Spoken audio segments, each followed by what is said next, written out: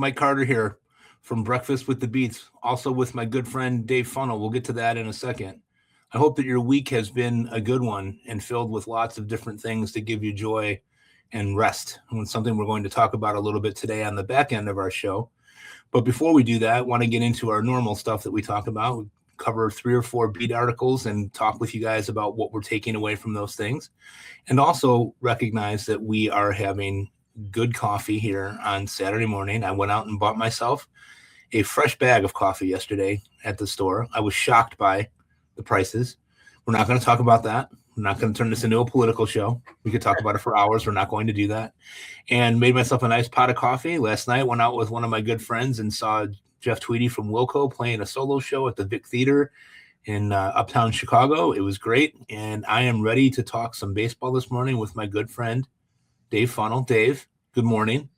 Happy Saturday. I know that this is show 8. Yes. I got that wrong last week. This is show 8 that we've been doing, Breakfast with the Beats. How are you this beautiful Saturday morning?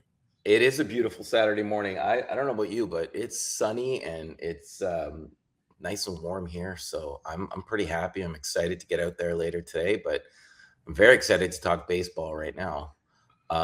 Quick question. How do you take your coffee? Black. Just like my soul.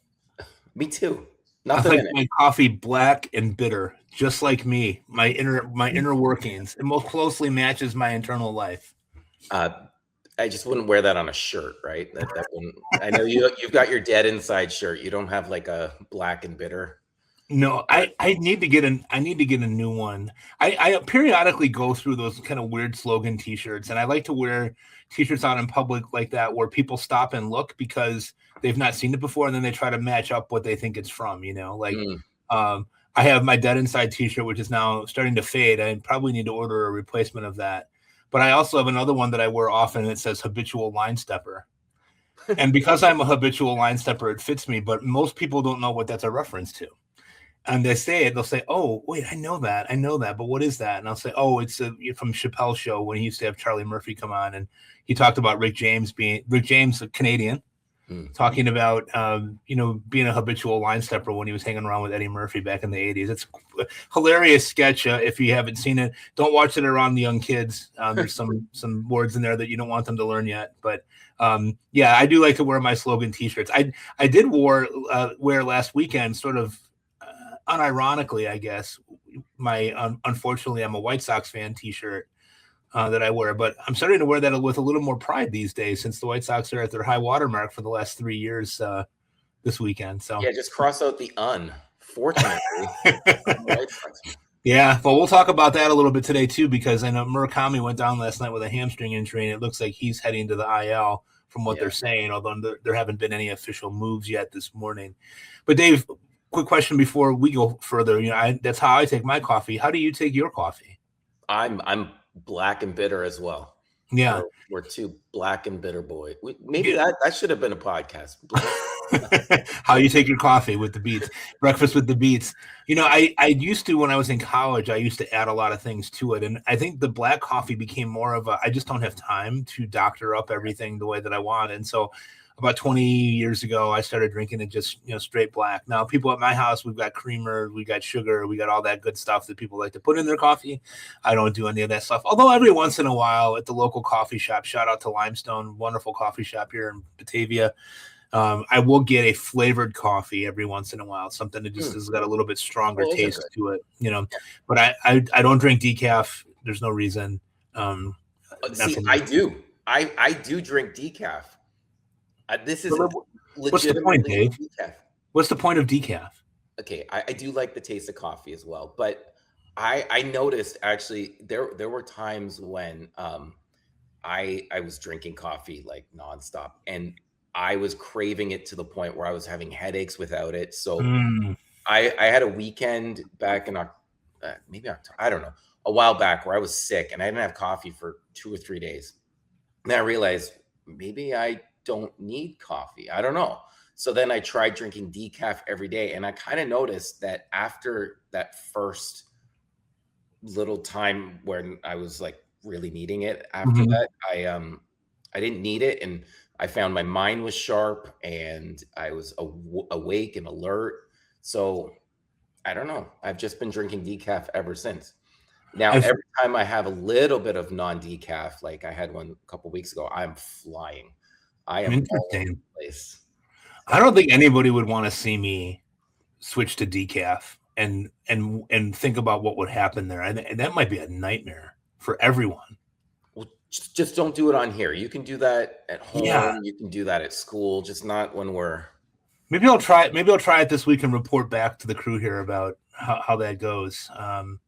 Every once in a while I'll have a decaf in the afternoon if I really have a taste for coffee but don't want the caffeine. Yeah. Every once in a while I'll do that, but I feel like you can taste the difference too. I honestly, I don't really taste the difference, Yeah. And but that's good. Well, you yeah, like your coffee. You like yours decaf, a little unleaded. I like mine fully leaded. I know that I'm addicted to it because when I wake up in the morning, the first thing I have my coffee pot set to make a pot at 5:30 Central Time every day, mm, and it's ready to go. So when I wake up and stir over to the kitchen, it's there. That's like a small pleasure part of my day, and we'll talk about that a little bit later too, just building some of those small things in on the course of a daily basis to make sure that you're getting those wins and actually yeah, getting some rest as well. So anyway, I'm not going to rant too much further about coffee. I'm surprised to learn that you drink decaf, and I think that that's actually a really good thing and something I probably need to investigate a little bit more of. Dave, a question that we want to start off with today, the intro question, as we've been doing the last few weeks, is a really good one. And I feel like this is something that we could debate for years. And you and I have talked about this offline probably weekly for the last 4 or 5 years, I would imagine. yeah. And that's FAAB bids and FAAB bidding. And I feel like I've learned a lot over the course of the last couple of years with FAAB bidding. I by no means think that I'm an expert. If someone were to reach out to me and ask me what I thought about their FAAB bids, I don't know that I would ever feel qualified to answer any questions about that. But we talk about FAAB all the time and about some of the real intricacies of doing FAAB. And Dave, I wanted to ask you, what's one strategy that you are using right now that you can share with the listeners about how you're handling your FAAB bids? Can I tell you first how much I hate FAAB?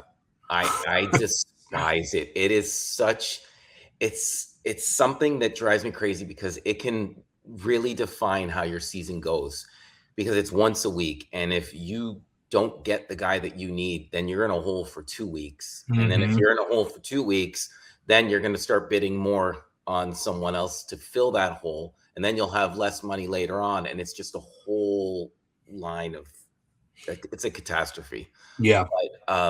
Yeah, this question came up because of me last week, where I ended up bidding. I told you $64 on Imai, thinking that maybe he would go. Like we agreed somewhere in the middle of where he went. I bid 64. The next bid was $1, and I felt like an idiot. And then in my other leagues, because I was higher in the standings for each guy that I bid the right amount on, I didn't get those guys. So now I'm stuck in one league with less FAAB than I should have had. And in another league, I'm stuck with 2 holes that I need to fill. So I hate FAAB. I'm sure you do too. I know you do. And I'm sure a lot of people do out there. But what I try and do every week, who knows if it's working, but I look at my lineup and then try and fix any holes that I have first from my bench. So if I see a guy this week went on the IL from my second base, I look to see if I can fill him in with someone on my bench or maybe someone else and just plot some players in. After that, I target that position in free agency, see what I can get. And then after that, I try and look for that guy, the guy this week that came up that everyone might be bidding on or that I think will have the longest term impact. And then Mm-hmm. I try and come up with a number. The number that I usually end up with, the dollar digit, not the tens, but the singular digit, I try and always end actually with either a 3 or a 7. Just because I know a lot of people will try and do the zeros and the 5s, or they'll be like, oh, I'm going to do 1 up, and I'll end up with a 1 just to get that guy. Mm-hmm. I try and go right in the middle just to beat that guy who's trying to beat the other guy. Never works, but in my head on a Sunday night when I'm setting those things, I feel great about it. And Yeah, that's my rant on FAAB. I find for myself that it's always based in fear for me when I'm doing FAAB. I sort of wait to the last minute, unfortunately, on Sunday, and I'll start looking at it Wednesday or Thursday and look, see where I have injuries or where I have guys that I feel like I need to be able to replace. And it's hard for me because I will put the bids in and I don't put the money values on them right away. I just kind of populate my list and then kind of go back and look at what I think I need to bid, how I should bid on those guys.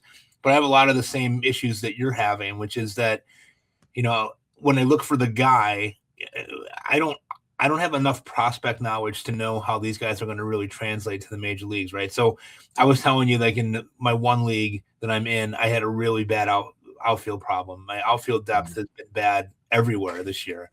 Some of it's because Tatis is not doing what I thought Tatis would be doing. So I'm behind in home runs and kind of chasing there, that's never a great place to be. Although power is something you can usually find on the waiver wire, cheaply. But what I've been trying to do now is, besides those bigger pieces like that, is to not overspend on guys that I don't think are going to make a lasting contribution.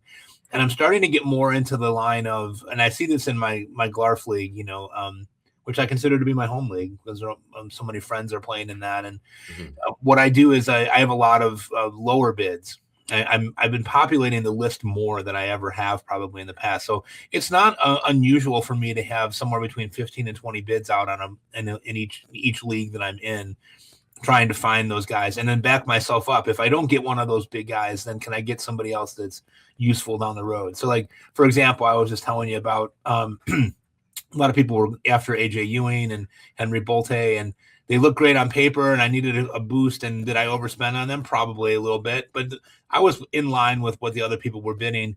But then in other leagues that I'm in, I had a couple of, here's a $3 Tristan Peters for the White Sox, and a guy that's useful because he plays every day and has got a little bit of speed and his batting average is pretty good, making low bids on those guys. And so that I have something to fall back on in case those big moves don't pay through. So I've been populating those lists more. And in years past, there would be a lot of times where I would have, 4 or 5 bids, but they were all big bids. And if I didn't get those guys, then I didn't get anybody. So I think you're always kind of looking at the bottom part of that roster and looking to churn, looking for matchups and doing things like that. And honestly, I shout out to my Glarf teammates. I didn't really do that until a couple of years ago, where I was really reliant on those smaller bids to kind of fill in the roster. And those guys are always looking ahead. They're always looking at matchups. They're always looking at who's coming in next for these teams.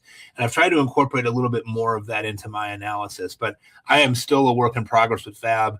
I don't know what the alternative is. I play in one home league that I play in where it's just first come, first serve when it comes to free agency. So there's been a lot of times at 3:00 in the morning when I'm struggling with my sleep, that I pick up a player that becomes very useful for me down the stretch. But that almost feels like cheating when you're talking about FAAB. It's like it's a smorgasbord of delights. You can get whatever you want. I love those leagues. I'm in a couple, and but I'm that guy too that's just always on the wire. I have all of my the notifications come up, so when I see somebody or something happen, I'm on it, and I'll just make the decision like that. Your phone is probably dinging relentlessly. Oh, it's too much, but it does help at times. So yeah, and I really try to be proactive with my FAAB too on relief pitchers. If I can start seeing the tea leaves and somebody's been ineffective and I can grab them later on, like I did that a lot with Jacob Latz. I had him as a guy that I rostered in a lot of leagues, thinking that he might kind of come into that role, and he's been by far their best option, even though they don't have a lot of save opportunities. But I'm getting those for Texas, which is good. Well, we will talk more about FAAB as the season goes on, I'm sure, and maybe we'll even devote a show to our FAAB issues. We should open that up for commentary to other people, because I bet there'd be a lot of people who'd want to come in and talk about their FAAB woes as well. We're not the only ones in that room. And we're both open to any tips and help that you can offer. No kidding. At any point. No kidding. Yeah. Dave, shifting to our beat writer roundup this week, the first article that we wanted to talk about was about the Washington Nationals. And we wanted to highlight the work of Henry Palatella, who has been on our show back when we were our last incarnation of the show last year, Henry come on with us and talked quite a few times. I think it was the Guardians then, and he's covering the Nationals right now. Let's talk a little bit about the article that he wrote about Nationals being high on their self-belief. They've come upon a stretch where they've actually been competitive. They're 500 right now at 29-29. They've made some changes to their lineup and added some pieces. Talk a little bit about what you saw in that article. So the article is called "Can Nats Sustain Level of Play That They Haven't Seen in 5 Years?" Quote, 100%. And it goes over how the Nationals this past week, they were over 500 this late in the season for the first time since July of 2021. And it's been an outstanding year so far for them. And a lot of it's been because of their offense. Mm-hmm. You look at a guy like James Wood, who he's got a ton of power. He's getting on base. He's doing everything that we thought he would be, and he's got like a 168 WRC plus. You've got a guy like CJ Abrams, who in the month of May, 12 home runs, 8 stolen bases, 296, and he's being patient at the plate. 10.4 walk percent. I think that's the largest he's had in his career. But it's not just that. It's their pitching has been well too. Foster Griffin and Cade Cavalli, they're both pitching well with an ERA under 4 and a pretty decent whip for the most part. And they do have a wide open bullpen situation. That they do. but they've all pitched pretty decently. So it's not that bad of a situation, but it's not ideal for fantasy. So overall, the level of play has been great. People have been coming up and hitting in key spots and doing well. The 100% quote at the end was CJ Abrams saying that he believes in the team. He thinks that they can keep this going. It's going to be interesting to see, because we saw last year James Wood and Abrams did not have good second halves at all. Wood couldn't hit anything. That he was striking out like every day, and Abrams he does it a lot, where he has great first halves and he just can't carry it on throughout the season. As good as they've been right now, and I think they're at around 500, it will be interesting to see if maybe they can grow and develop and take that next step, carry things over for the year, and maybe make a play for a wild card. But they do still, as good as they've been, they do still have a long way to go.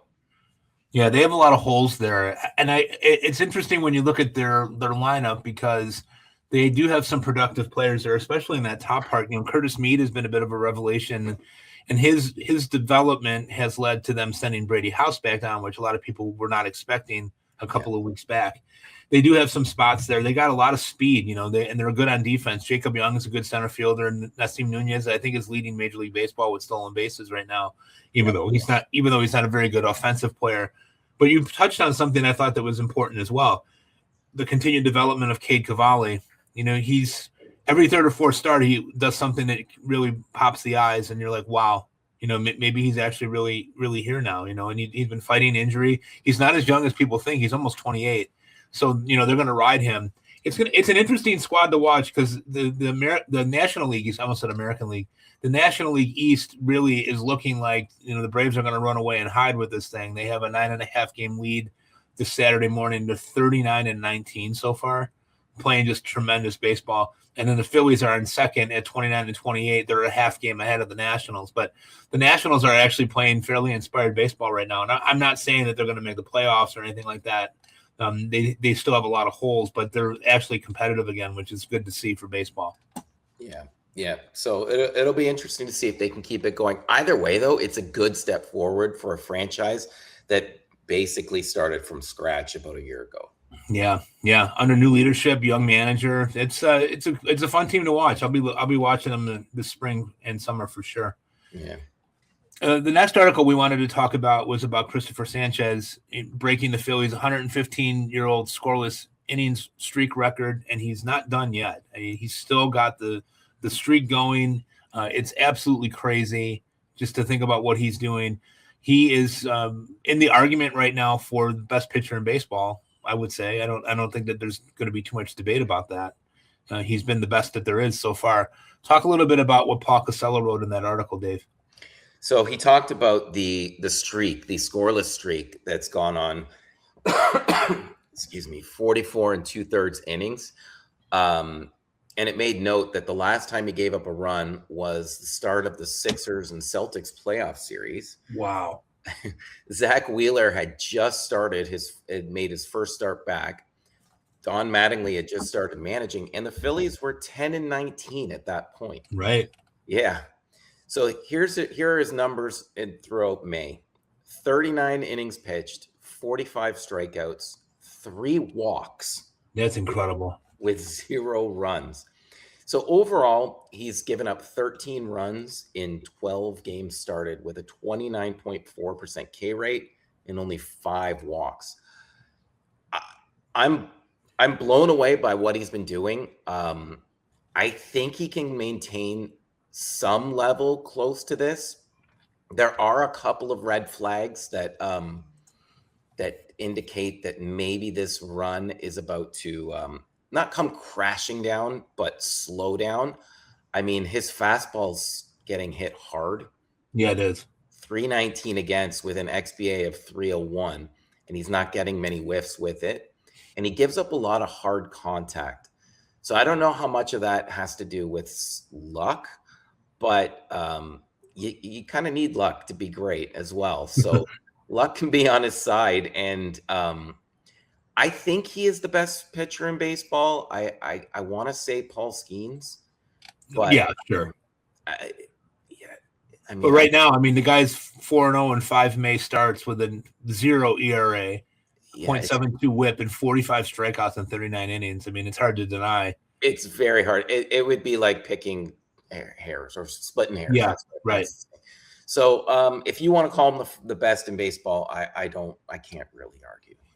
But you're right about some of the velocity stuff being a little bit troubling. You know, there's he's given up more barrels than he has ever. He's the max exit velocity is high this year again for him. Well, not high, but higher than what you would like it to be. And his expected ERA is actually 2.89, not the ERA that he has, which is 1.48. So of course things are going to level out. There's always regression. Nobody beats regression, really.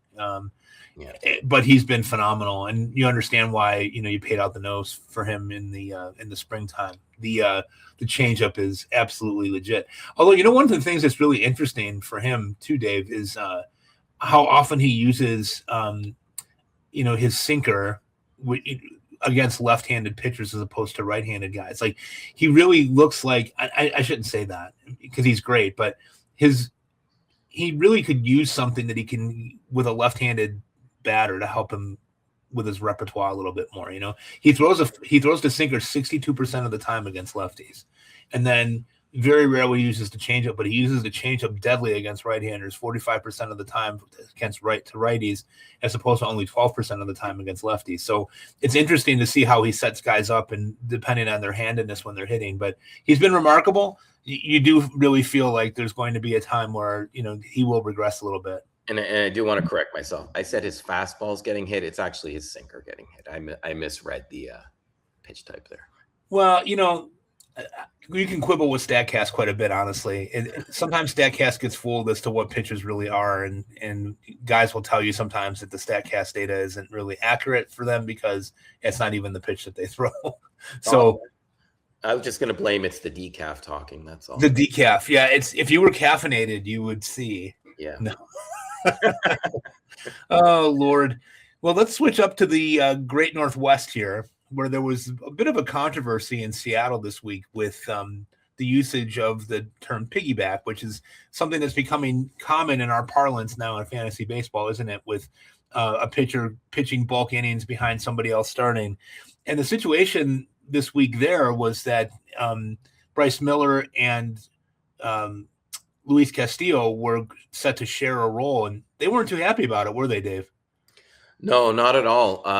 Daniel Kramer touched on it in an article called "Mariners Address Communication Gap Over Piggyback Plan with Castillo and Miller." Now, you and I haven't talked about this, but I'm all on board with manager Dan Wilson doing this. Look at what Castillo has done throughout this season. It's been terrible. He hasn't been himself. He hasn't looked like his old self. It could be age catching up to him. I don't know, but he hasn't performed. Bryce Miller, he has so many injuries in his past, and he's a guy that opted out of surgery last year for his elbow. Something could happen down the road here. They need to find a way to combine their forces and develop something that's not only going to help each other, it's going to help the team, and it's going to help the bullpen stay fresh for other games. When they piggybacked, they're at a 2.12 ERA, a 0.82 whip, 21 strikeouts, and 5 walks combined. Castillo looked visibly frustrated when he got pulled. Bryce Miller said he feels uncomfortable doing this. But like I said, I'm on the Dan Wilson side here. I think he's making the right call, and I kind of hope it continues. Yeah, I don't like the complaining about what the manager decides to do. You know, you're getting paid a lot of money to play a child's game, and at the end of the day, if we look at Bryce Miller and kind of take him apart, you know, last year he made 18 starts and most of them were bad. And this year he's pitched in 3 games and is coming back from injury. To your point, they're trying to preserve him. This is a team that's hoping for a long playoff run. And so when Bryce Miller goes on national TV and says that he's uncomfortable, I would, as a manager, I wish he would just keep that in-house and not talk about it so much. I also don't think that Bryce Miller, and this might come out wrong, I'm just going to say it anyway, I don't think Bryce Miller is in a position where he should be arguing too much about anything. He should feel lucky that he's even able to pitch at this point because the guy is constantly hurt. And so they're looking at it as a way to preserve him and get something out of Castillo. And to your point with Castillo, it has worked for Castillo. His last 3 outings have all been pretty decent and usable. Yeah. And quite honestly, in a couple of leagues, I had looked at adding Castillo where he had been dropped because I thought this might be the thing that kind of helps stir him back into respectable numbers that we could use from a fantasy perspective. I don't know that he's done. I think, you know, maybe just a little bit of a different role probably. There's a lot of miles on that arm. You know, Castillo's been around a long time and he's been a workhorse, you know, so I think this is a good pairing too. And I really, similar to in a workplace environment, you know, you want those types of things to stay in-house and get directed to the right people. You know, talking about it in the media probably is not your best bet. But, you know, players do get frustrated and they feel like that's sometimes the best way to get their needs out. I don't agree with that. I don't like it. So there we are. Be interesting to follow and see what happens there in Seattle, because I think that, you know, Seattle's another one of those teams where, you know, they're in it, right? You know, they're playing to be in it. But they're 29-29. They have to try something a little bit different because the team is too talented to be that mediocre. Go ahead. No, I agree with you there, and it's going to help the team in the long run because it's going to save innings for not just these guys, but it's going to save innings for the bullpen, who can then come out when others are pitching and be used in case, you know, those starters don't have a good start. So it's really going to help the team long term here. And I'm quite surprised that other teams haven't even tried this, even with, you know, if you've got 6 pitchers and you don't want to go with a 6-man rotation that puts other pitchers out of their normal routine, why not try and piggyback and get 3 or 4 innings out of both? I think it's a great strategy. I think a lot of teams are starting to move towards that. You know, the White Sox have been doing it with Fetty here the last couple of weeks. And I think when Schultz comes back from his knee injury that, you know, Fetty might be jettisoned or moved to the bullpen. But it does work, you know, for a lot of teams. The Sox have also done it with Anthony Kay a couple of times. There's definitely some validity to what you're saying. You know, what's interesting is, and we should talk about this, and maybe we can do that next week, but the difference between the National League and the American League standings are pretty stark at this point. You know, the National League, the Braves are on top at 39-19 in the East. The Brewers have surged to the front of the pack in the Central at 34-20. It seems like they beat everybody, no matter what, all the time. And the Dodgers are 37-20, ho hum, you know. But every team in the National League has at least a 4.5 game lead. in the American League, there are only 3 teams that have over 30 wins. No, 4. I'm sorry. The Rays are 35-19, lockstep with the Yankees, who are 35-22 in the American League East. And then the American League Central, the Guardians have surged a little bit. They're 34-25, but my beloved White Sox are 30-27 and 3 games out in the Central. And in the AL West, there's nobody above 500.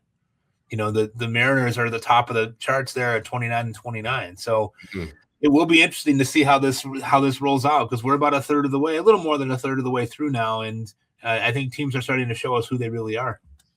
Yeah, and to your point about that AL West, how are the Astros 3.5 games out when they have most of their lineups been out all year?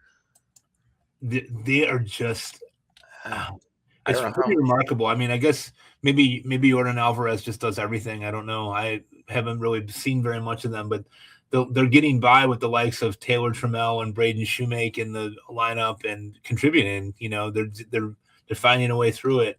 They have nothing on their bench. Their pitching staff is in shambles right now. I mean, good call for you. I know you spent 64 hours on Imai that you didn't want to, but you got pretty good results last week, didn't you? I'll take the combined no-hitter. That's for sure. Yeah, that worked out pretty well. But they're getting by with the likes of Peter Lambert and Mike Burrows in there, and it's tough. Yeah, but they're in it.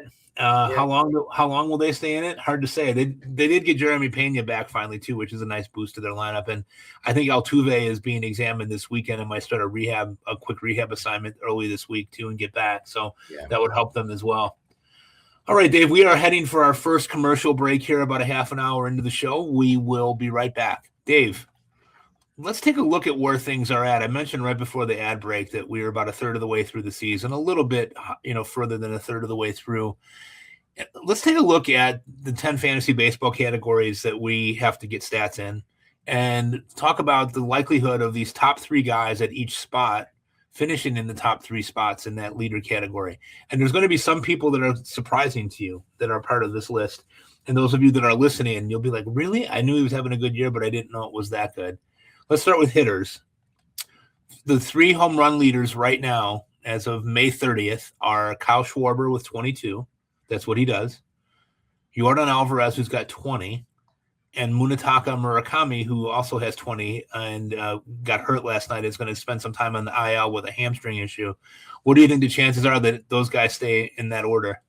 Of those 3 guys, I think the likelihood of the likeliest would be Kyle Schwarber, simply because first of all, he started off slow, but he always has that 1 month or that one stretch where he could put any fantasy team from the bottom of the standings right back up to the top. He will win you your week at some point. He's a monster. He's a beast. I think if any of these 3 are going to lead the league in home runs by the end of the year, it's Kyle Schwarber. Yordan, I love him. I think he's great to watch. There's always the risk of injury. And especially being on the Astros, there's always that risk of extensive injury. I think he could end up there as well. And Murakami, I know he's going to be gone for a long time right now. I don't know how he's going to recover and come back from it. And 20 home runs is great, but it won't come with a good average. If anyone's going to drop out of these 3, I think it will be him because of the injury. And I'm actually quite surprised we haven't seen Aaron Judge within these top 3. So if anyone's going to come up into these top 3, it would definitely be Aaron Judge. But I would be buying on Schwarber and Yordan for sure. I always worry about Yordan's knees. It just always seems like an accident waiting to happen. It's shocking how little I have of him anywhere, but he's got 5 home runs the last week. So he's been remarkable, to your point, and I know we've been talking about him in our Glarf group chat as well. Another name to consider here, a couple other names that could pop in there. I agree with you on Murakami dropping out. It's hard to know what's going to happen with Alvarez, but funny that Schwarber and Murakami before the season were being compared, and there were some people here in Chicago who were calling Murakami Schwarber light, and that's actually been a fairly valid comparison at this point, although Murakami does play the field and plays first base pretty well. and Schwarber's DHing. Their numbers look very similar if you take a look at it. It's almost the same number of strikeouts. Schwarber's got a couple more home runs, but the batting averages are about the same. Schwarber's at 238. Murakami's at 240. OBP, Schwarber's 351. Murakami's 378, Dave. I mean, the guy just take a walk. I mean, he's really fun to watch. But I agree with what you said. A couple other names that I think could get in here, too. You and I talked about this offline this week, but I got to see Byron Buxton play here in Chicago for 3 games, and what a specimen. He had a home run here. He went from first to home on a ball that was a routine double down the right field line. Just absolutely can fly. Just does everything so well. If he's healthy, he could be in that conversation. Obviously, Judge, although Judge is a little down for him. He's only hitting 252 at this point. And I think that's actually come up a little bit in the last week. And Matt Olson is another guy that could kind of get in that conversation too. I think, he hits homers in bunches. I like all those guys. Yeah. And shout out to you on the Ben Rice love. Oh, thank you. All right, shifting offensive categories to RBIs. Raise your hand if you had Andy Pages leading the major leagues in RBIs with 50 here on May 30th. I don't know that anybody saw that coming, even though we think he's a great ball player. He has 50 RBIs. CJ Abrams, who we spoke about a little earlier in the show, has 47. Matt Olson and Liam Hicks, the catcher, first baseman, DH, they have 44 RBIs each. What do you think there? Of those 3 listed there, actually, sorry, 4. Andy Pages, I don't know what to believe for Pages. I know he's a good player. Is he just a product of being in an outstanding lineup, or is he actually someone who can produce? I mean, 13 home runs is great as well to go along with a 297 batting average. I don't know if he's overachieving or not. I mean, he is chasing a lot of pitches right now, and he's not walking a lot. So right now, I'm surprised to see him up top. As for CJ Abrams, we spoke about him earlier, about he's usually a first half player and then starts to drop in the second half. I hope he can take that next step, because I've always liked him and thought that he could really take that next step forward.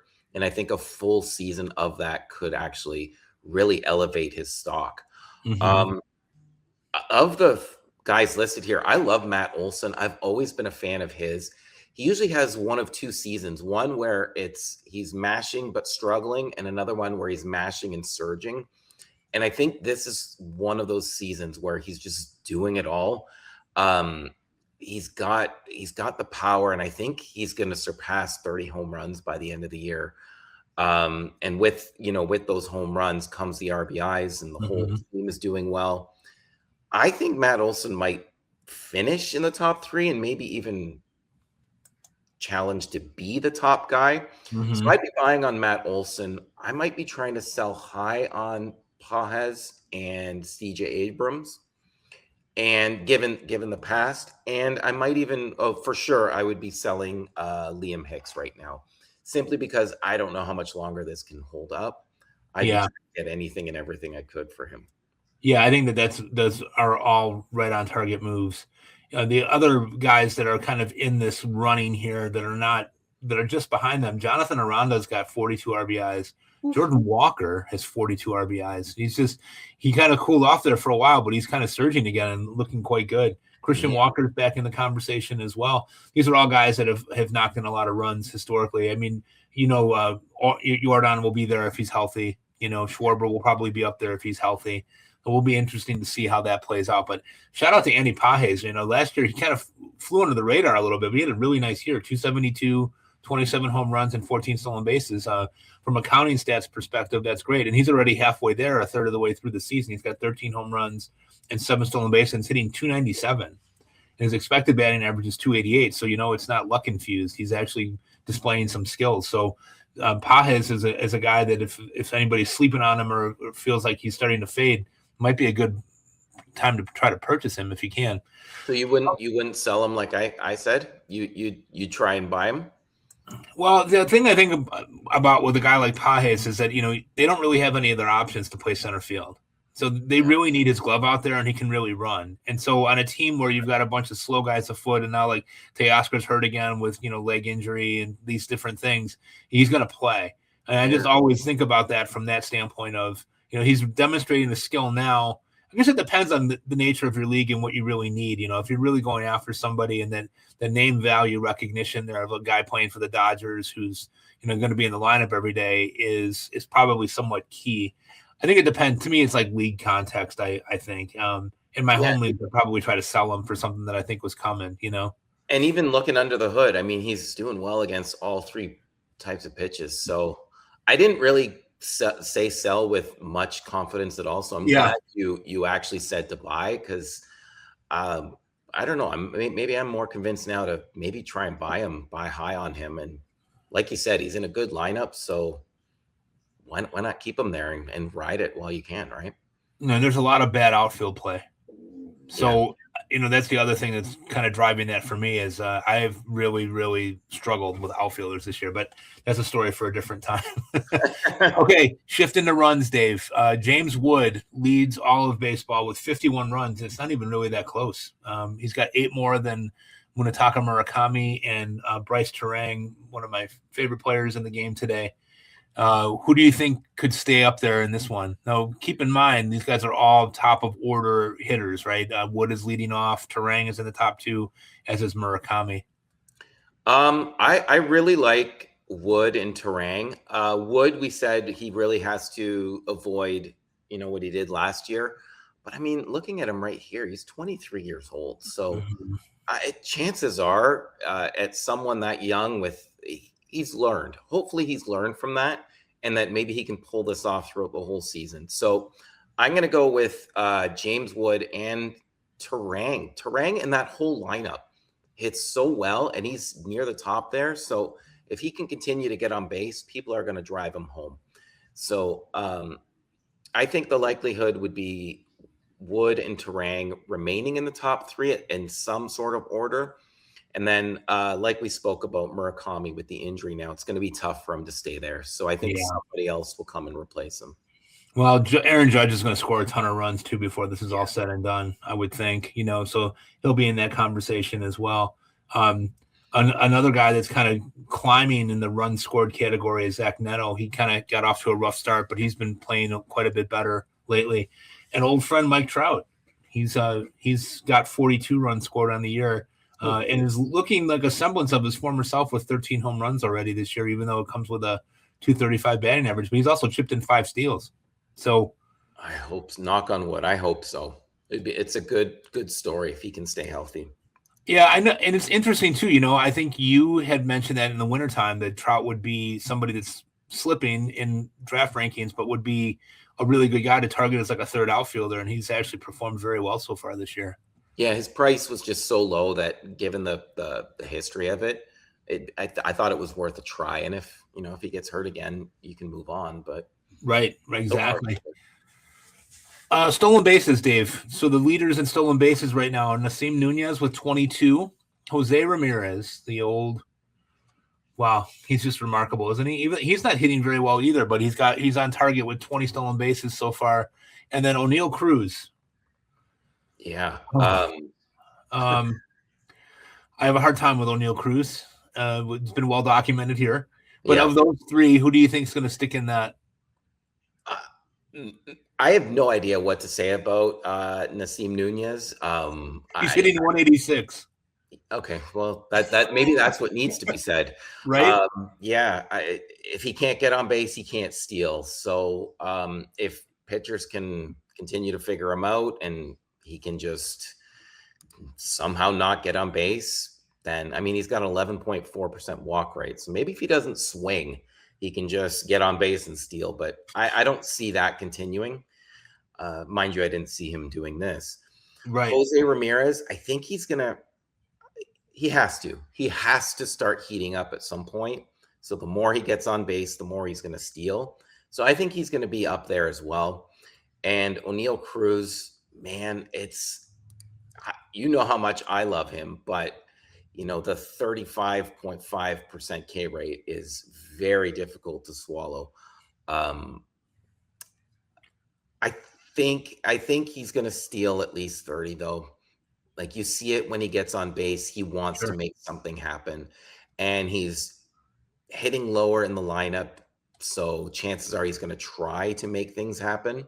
Right. Um, so if anyone's going to be up there of these three, I'll say Jose Ramirez, but I think there's a decent chance that O'Neill Cruz hits it or steals at least 30 bases and could sneak his way there. Sure. I just find it's very low so far with stolen bases. It's been very hard to predict. Yeah, there's a lot of guys that have a smattering of stolen bases, but nobody that's really kind of running away with the number like we sometimes see. Yeah. Other guys to consider in here too. Bobby Witt has 16 stolen bases. Randy Arozarena, the power is down with only 6 home runs, but he's got 15 steals. And then Connor Griffin, very quietly, has 14 steals for the Pittsburgh Pirates so far. And he's played on 50 games, so he's played a bit fewer games than these other guys. Fernando Tatis still doesn't have a home run, but he's also got 14 stolen bases. So for the love of God, please start hitting home runs. For the love of God. Oh, that's a whole other intervention I need, Dave. We'll have to talk about that off air. Yeah. Nobody wants to hear me complain about Fernando Tatis. Our final hitting category, batting average. Otto Lopez currently leads the major leagues with a 336 average. Luis Ariz, no surprise there, 329. And Brandon Marsh, the Philadelphia Philly, is hitting 326 at this point. Thoughts here? I love Otto Lopez. I think he's a great hitter, and I think we're finally seeing it come through. He doesn't strike out a lot, and he doesn't really, well, he does chase a bit, but he knows when to hit and can get on base. Him and Xavier Edwards this year, knock on wood, have been really good. A really good 1-2 punch there, just to get on base and make things happen. Luis Ariz, yeah, no surprise there at all. And chances are he may finish as the leader by the end of the year. I am kind of surprised by Brandon Marsh. He's never really been one to hit too much. He hit well last year, and that was kind of a surprise. It felt like the anomaly, but this year, I mean, batting over 300, doing well already. Power and speed, it's not bad. And it's supported by an 293 XBA right now. He's hitting fastballs really well, doing okay with the breaking and off-speed pitches. I don't think he finishes in the top 3, but given that he finished last year at 280, maybe finishes around 300 or so, takes that next step forward. But of these 3, I've got Luis Ariz winning the batting title, and I hope Otto Lopez can keep it up. I hope so too. He's a heck of a player. The interesting thing for me about Marsh, I think, is that he's always looked the part. He always looks like a guy that should be performing at a higher level than what he is. And he's doing that this year somewhat because I think he's getting more of a chance against lefties. Perennially, he's been really bad against left-handed pitching.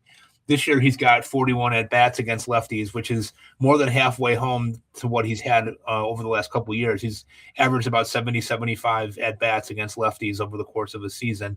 So he's already at 41 now, and he's hitting 268. No power numbers there, but 268 against lefties, which keeps him in the lineup. That keeps him in the conversation.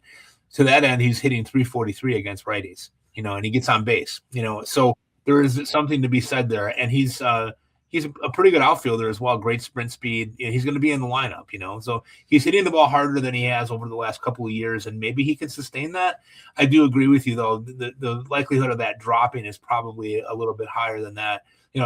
Other guys here to consider in the conversation, Yandy Diaz, who might be one of the most underrated players in Major League history. Just a terrific baseball player, Great hitter. He's in there. Michael Harris hitting 308 right now. I didn't touch him anywhere this year.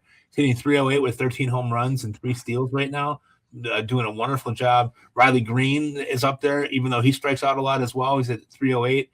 Josh Young, thank you, Dave, for recommending Josh Young to me. He's hitting 305. So there aren't that many guys that are even hitting 300. I mean, there's only 12 guys that are in the major leagues that are hitting over 300 right now, which is pretty remarkable. Agree with your surmising. I think Lopez and Ariz will probably be the 2 leading hitters in baseball, and maybe Yandy Diaz will sneak in there at the end too. Hit about 320 somewhere in there. He's hitting 313 right now. Okay, shifting over to the pitching side of things, looking at wins. This is pretty wild to look at the guys that are leading with wins. So, major league leaders with 8 wins. We're looking at Gavin Williams from the Cleveland Guardians, Chris Sale from the Atlanta Braves, and drumroll, Davis Martin from the Chicago White Sox, who all have 8 wins. Now, to point out as well, Aaron Ashby has 8 wins as well, but that's in the bullpen, so we know how finicky those types of situations can be. Mhm. Talk about those guys. 2 out of those 3 are guys that you wouldn't expect to see there, Dave. Yeah. Now, I think actually, to be fair, Aaron Ashby may have gotten his 9th win last night, but I Oh, have he to double did. check that. Did You're he? right. He's Okay. 9-0. Yeah. Of these 3, though, these 3 starters, if I had to pick one to stay in there, it would probably have to be Chris Sale, even though I think he's the most injury prone of the 3, which I don't really have much confidence in any of these pitchers actually finishing in the top 3 of wins. But, Chris Sale, he's one of the best pitchers in baseball, and he's dominating this year. So if he can stay healthy and he has that offense behind him, I think he's going to finish up top. Gavin Williams, he's been great, and he's breaking out this year the way that people thought he would do last year. His xERA of 4.06, and he gives up a lot of hard hits and barrel contacts. So I am a little bit worried about that. And I also don't know how much longer the Guardians offense can keep doing what it's doing. Right. As for Davis Martin, I'm hoping that you can shed some light for me. It looks pretty decent on his StatCast, and he's doing well. The team is doing well. Do you think this can continue? Yeah, he's got the goods. I don't think he's a 2 ERA pitcher like he is right now. The expected ERA is about 3.35, but he doesn't really hurt himself, and the strikeout stuff has actually improved, which I didn't see coming. He had a 17.3% strikeout rate last year, coming back from his Tommy John surgery. He's up to 27% this year and a 5.3% walk rate. So I think you're looking at a guy who really has a good feel for pitching, and is a guy that they've liked for a long time. The thing that got him to the major leagues really was his changeup, and he's really good on the changeup. But I think what you're seeing this year is just a growth in a guy that knows kind of what he's doing, and he knows that for him to be effective, he's got to have a deeper pitch mix. For the first couple of years that he was up before he got hurt, he was throwing the fastball a lot, and the fastball really only tops out about 94. So it's not like he's added velocity or anything, but what he's done is he's just using more pitches. He's got a changeup that he throws at about 90 miles an hour, sinker, slider, cutter. He'll throw a curveball in there, mostly against lefties, cutter against lefties. So he's really figured out a way to kind of neutralize the lefties quite a bit more than what he was doing. And I just like the way that he goes about his business. And there's just a confidence there, and the team is confident in him when he goes out there that he's going to keep him in the game. When you can limit base runners, when you don't walk a lot of guys and you don't give up a ton of hits, you're going to be pretty effective pitching, it seems like. Also, the thing is, the White Sox defense has really drastically improved. Nobody really talks about it, but Colson Montgomery's a pretty good shortstop. He's top 5 in a lot of the metrics for fielding, which is surprising because a lot of people thought, oh, he's too big, he's not rangy enough to play shortstop. He's actually played pretty well there. And Vargas really, he plays hard at third base. He's another guy that's been better. So I think Martin can stay there. 8 wins already. That's his career high. He had 7 wins last year. I don't see any reason why he can't keep this going, barring injury. But I guess none of this matters because 20-game winner Aaron Ashby is going to lead all of baseball. Isn't that wild? That's insane.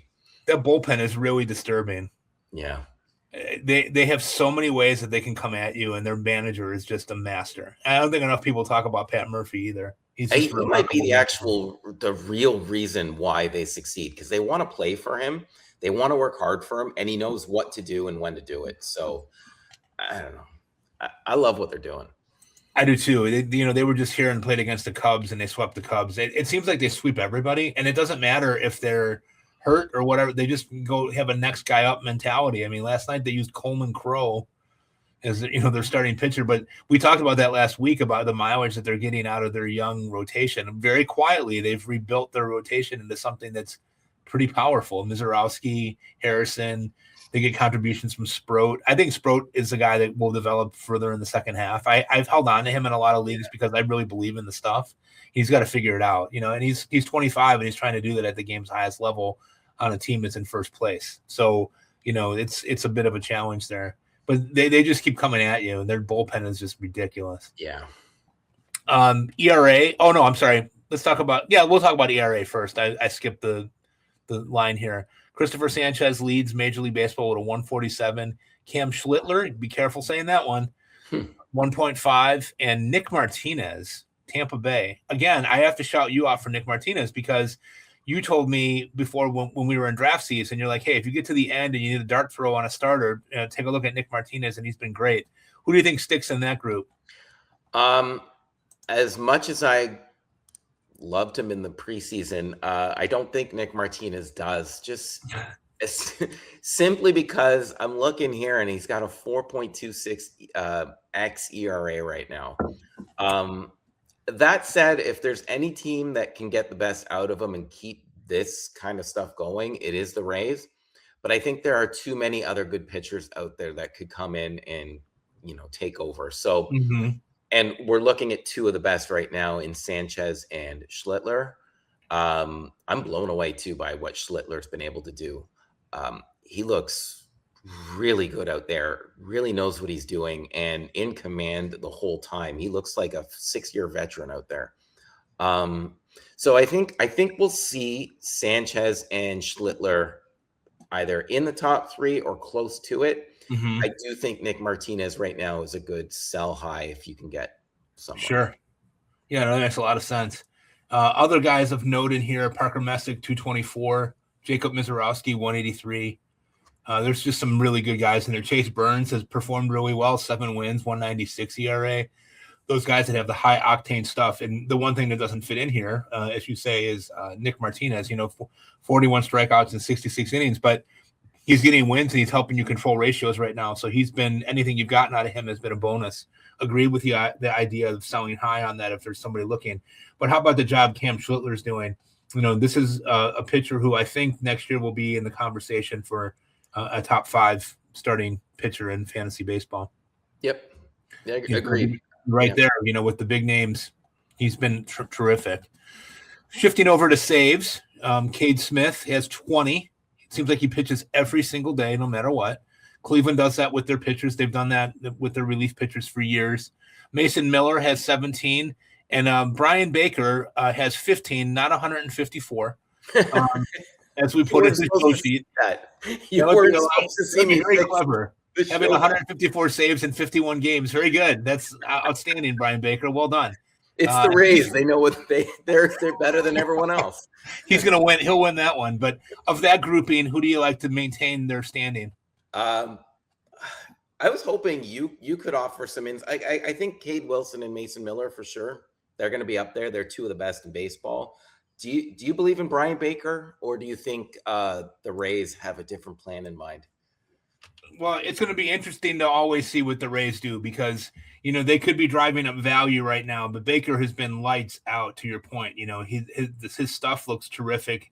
Strikeout percentage is 29%. He's got 15 saves, 28 strikeouts in 25 games. He's really looking the part there for them, but it is the Rays, and you never know if they run across something that they think makes their team better, they could end up moving him. And if they did, they will always have other options that you've never heard of that will come in and close, right? So they did move Griffin Jacks to the rotation, and that's paying dividends for them. But they have a lefty there named Ian Seymour who has been terrific in a setup role for them. Even if you look at the underlying stuff, he's got a 4.5 ERA, so you don't look at it and jump out at you. But they have Seymour there. They've got Kelly. They got Garrett Clevenger. They just signed, are you ready? Craig Kimbrell. Oh, yeah, that's right. I'm not sure that he's ever going to be in a closing situation again, nor should he be. But they always have interesting things that they do down there in Tampa. And to your point as well, they even with Baker having 15 saves, they have spread the love a little bit. Seymour's had a couple of saves here in the last few weeks. Clevenger is a guy that usually vultures 5 or 6 every year. So that will be fun to watch as we navigate that. Obviously, Mason Miller is Mason Miller. He's just remarkable. He shows no signs of slowing down. just been a remarkable guy. Cade Smith, I do worry, and maybe I don't need to, and my Guardians friends, cover your ears when I say this, but he's been used so much the last couple of years. He's got 3 saves this week. As you pointed out, been running out to 20 here. He's already pitched in 27 games this year. Last year it was 76. The year before 74. I do worry a little bit about overuse, but we'll have to see. He is a relatively young guy at age 27, but boy, you got to really think about that and look at it. He's been terrific, though. Really stepped into that top 5 spot like we thought he might. He's really taken the role and ran with it. So I would guess at the end of the year, if you made me guess about who's going to lead with saves, I think Miller and Smith will probably be in there. A couple of other guys that are a little bit further down the road, Riley O'Brien's got 14. Paul Sewald has 14 saves. I don't know that either one of those things are going to hold true there. Duran has 11, but he's been surging lately, coming back from injury. So it'll be interesting to see how those guys all, parlay that together. I did not have, Lewis Varland having 8 saves on my bingo card at this point either in Toronto, but to the Toronto bullpen, it's a whole other story. We'll talk about that at some other point. Looking at WHIP, Jacob Mizorowski, 0.83, Schlittler, 0.85, Paul Skeens, 0.86. I think that one probably can stay pretty close to that, don't you? Yeah, they're all studs. So unless there's an injury, I think this is pretty safe as to who's going to finish in the top 3, maybe top 5, but they're all studs. Yeah, kudos to those guys, too, because they don't walk anybody. I mean, Mizorowski has 19 walks, Schlittler has 13, and Skeens has 12. In over 65 innings pitched for each one of those guys. It's kind of crazy. Yeah. And then looking at strikeouts, we have Mizorowski's got an even 100. Cristopher Sanchez has 95, and Dylan Cease, old friend, has 92. What are you thinking about there? Now, Cease just is hurt, right? So he might drop out of there? Probably drop out, but he's so good at getting strikeouts.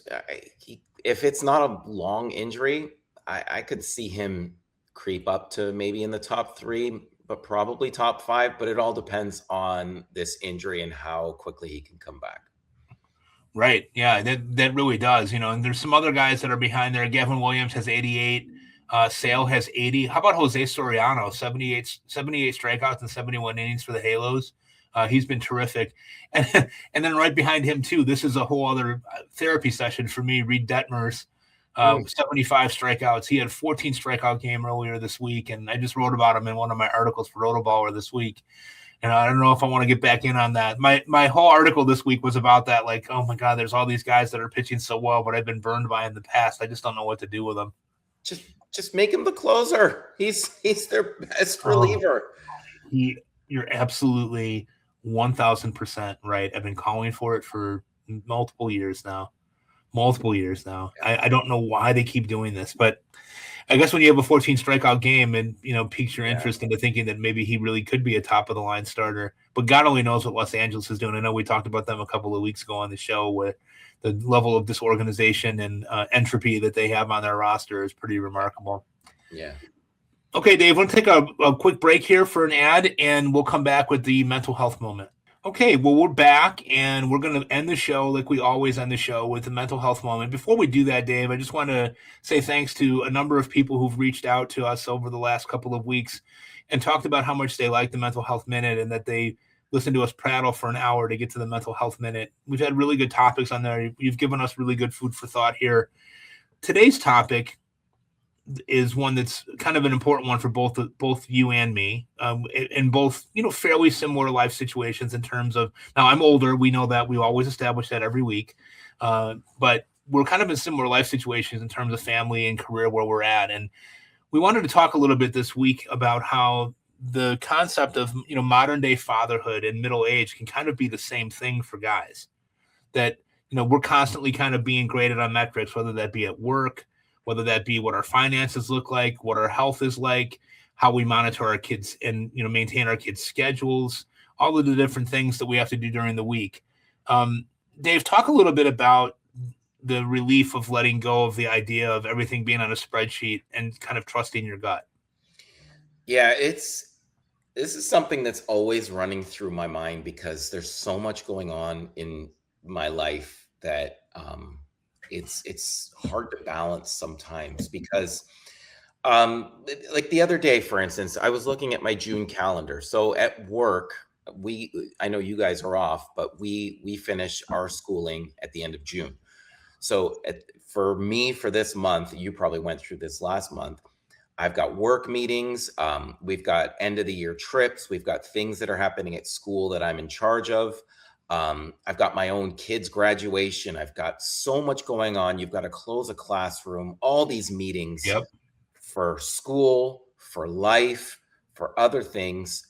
And that also had nothing to do with me, educating the students on a daily basis, at home, keeping the house clean, balancing your finances, and trying to figure out how you're going to pay for things that need to get done around this house. Mm-hmm. That's the whole spreadsheet that we're talking about how stressful it is. You've got to figure out this. Not to mention, it'd be nice to give yourself some time, give yourself some peace of mind, and take care of yourself at some point to give you that strength and the energy that you need to actually continue to balance those things. So my relief for that comes, I make sure every weekend I give myself some time, Mm-hmm.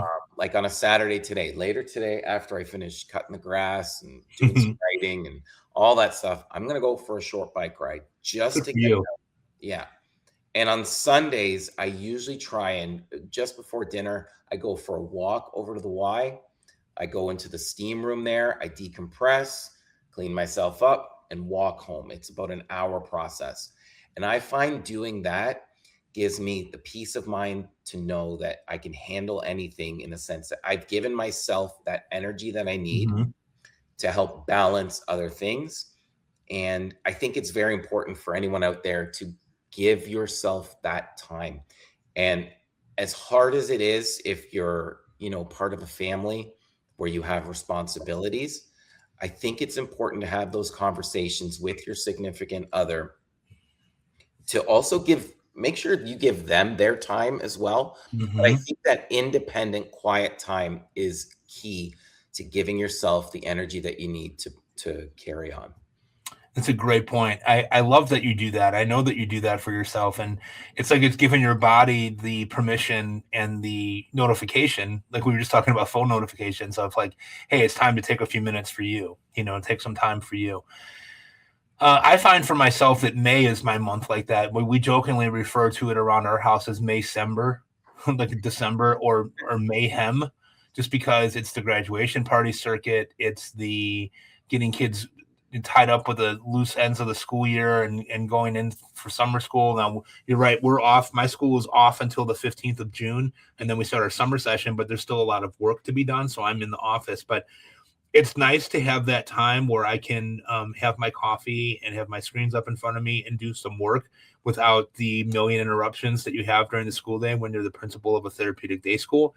Yeah. There are a million things that you get interrupted with, and it can be very frustrating because on those days that you don't get to the things that you really need to get to, they then carry over to either the evening or the next day.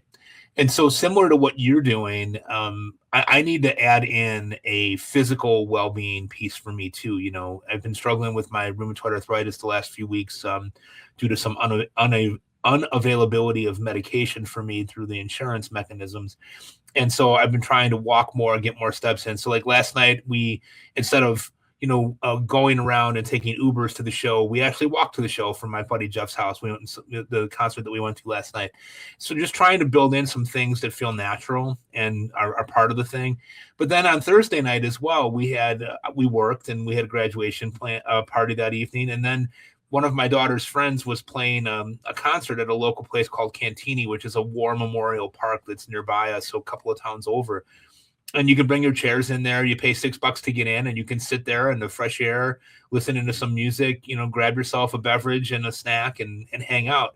And those recharging moments, I've gotten better as I've gotten older now of knowing when those are coming and welcoming those with open arms. In the past, I would always feel guilty about taking a night off to do something like that because I would think about the things that I wasn't doing, like cutting the grass or trimming the bushes or pulling the weeds or fixing the cabinet drawer or whatever it might be. And now I've gotten to a point where I know that if I don't take that, my body will tell me that it's time to take a break, and my body will put me into a break. Yeah. Jeff and I were talking, my friend that I went to the show with last night, about how it being in our early 50s now, if you survive your early 50s, you're probably going to run pretty clean to about 80. That's just what the statistics show, and he's a scientist, so I trust his data judgment on that stuff. But just trying to navigate this the best that we can with the kids. And Thursday night was a great reset for me. We had a great time. We were out there for about 2 hours. We just hung out. We were laughing. It was great to be with the kids because, Ellie's been gone at school and she's home now for the summer. And Jack was with us, and they went and climbed up on the tanks there. There's a bunch of tanks at Cantini, and it was just a fun 2-hour reset that kind of got me ready for the weekend. And then yesterday, I was off yesterday from work, which was great. So I did my yard work then. So then I have my weekend open this weekend for more grad parties and, just hanging out with the family. So that's kind of where I'm at. But I love what you said about, looking at the calendar and how that stuff always runs through your mind. But now you're old enough and wise enough to realize that you need to have that set point every couple of days where you can kind of do that for you.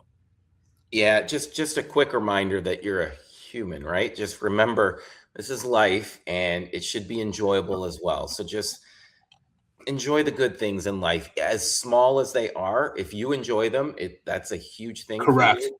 And Correct. Make sure that you take time to enjoy things. Life shouldn't just be full of stress. And I don't know everyone's situation, and I'm not minimizing, the problems that they're having, but I'm just trying to say, give yourself that moment that you deserve to have, peace and quiet, or whatever you want to do, whatever makes you happy.